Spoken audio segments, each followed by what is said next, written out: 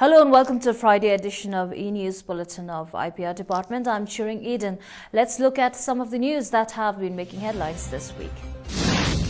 According to the latest COVID-19 status provided by the State Health Department, a total of 29 positive cases were reported on Thursday. The total number of active cases is now 240. Total cured and discharged stands at 3,695 and cumulative total at 4,093. 57,421 tests have been conducted so far and 75 persons have died from the disease. 3 persons are currently admitted in ICU. It was informed that 2 more COVID-19 deaths have been recorded in the state. An 84-year-old male from Mamle, Kamrang, South Sikkim was referred to STNM Hospital from CRH, Manipal. The patient was suffering from chronic asthma and passed away on 4th of November. Similarly, the 75th death reported is that of a 38-year-old male from Ranipur who was brought to CRH Manipal with polytrauma and fracture. He passed away on 5th of November. This is the first COVID death recorded at CRH Manipal. Governor West Bengal Jagdeep Dhankar along with his wife is currently on a 3-day visit to Sikkim. The governor along with his family arrived at Raj Bhavan, Gangtok on Thursday afternoon. On his arrival, he was accorded a warm welcome by Governor of Sikkim, Ganga Prasad, Additional Secretary V.K. Lama and Raj Bhavan officials. The West Bengal governor, who is also the chairman of Eastern Zonal Cultural Centre, attended a program at Manan Kendra today organized by Eastern Zonal Cultural Centre under the Ministry of Culture in collaboration with the Culture Department, Government of Sikkim. With a view to promote trout farming as a viable business opportunity in the farm sector, Cisco Bank has initiated issuing Kisan credit cards for trout farming. A total of 24 farmers of Samdong, Sribadam and Singling GPUs of West District were handed over KCC cards by the Managing Director of the bank during a financial literacy program at Sribadam, West Sikkim on 5th of November. The program was also attended by Deputy Director of Fisheries Directorate, Deputy Registrar of Cooperation Department, along with the Vice Chairman and officials of Cisco Bank. The cards have been issued under on-lending arrangement with the respective multi-purpose cooperative societies.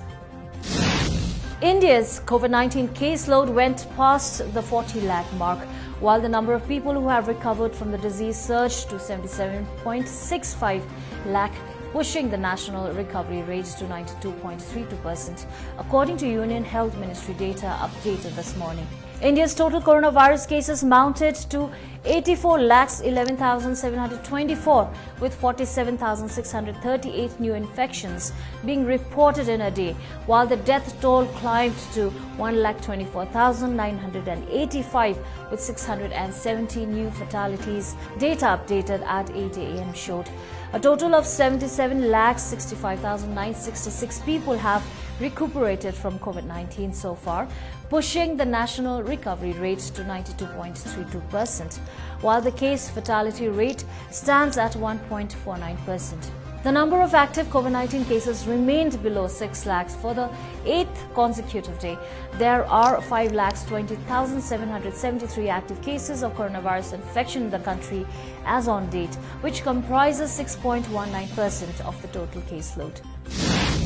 As many as 262 students and about 160 teachers tested positive in Andhra Pradesh during the past 4 days after schools were reopened on November 2nd for class 9 and 10 students, a senior official of the school education said on Thursday. Commissioner of School Education Andhra Pradesh said the figure is not alarming when compared to the number of students attending the schools, though every care is being taken to ensure COVID-19 safety protocols are in place in every institution.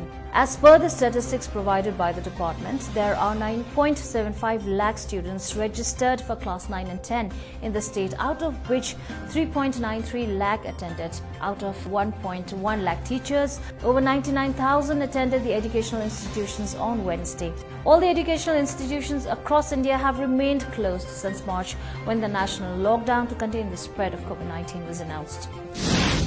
A government-backed COVID-19 vaccine could be launched as early as February, months earlier than expected, as last-stage trials begin this month, and studies have so far showed it is safe and effective. A senior government scientist told Reuters it is expected that by the beginning of next year, February or March, something would be available.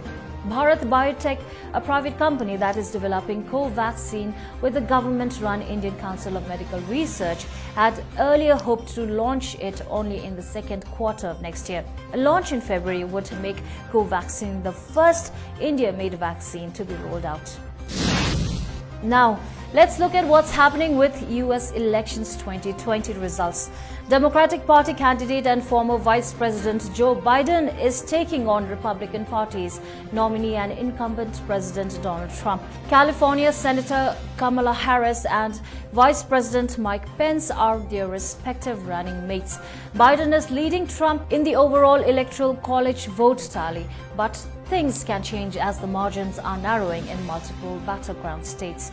Yet Trump has moved court in 3 states over the ballot counting process.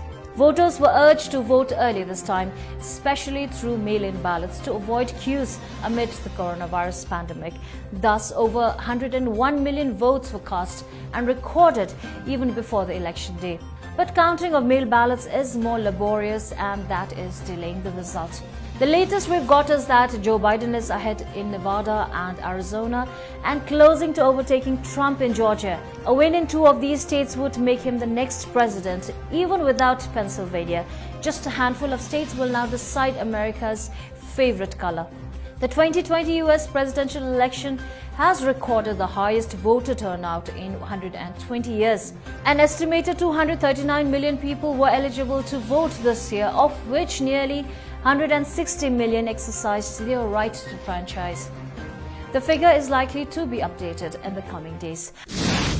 That is all we have today. Please like and follow our Facebook page, that is the Government of Sikkim official page, for the most authentic news and information on recent developments in the government and the state. Please continue wearing masks, wash hands regularly, and maintain safe distance while heading out as our fight against COVID-19 continues. Thank you for tuning in.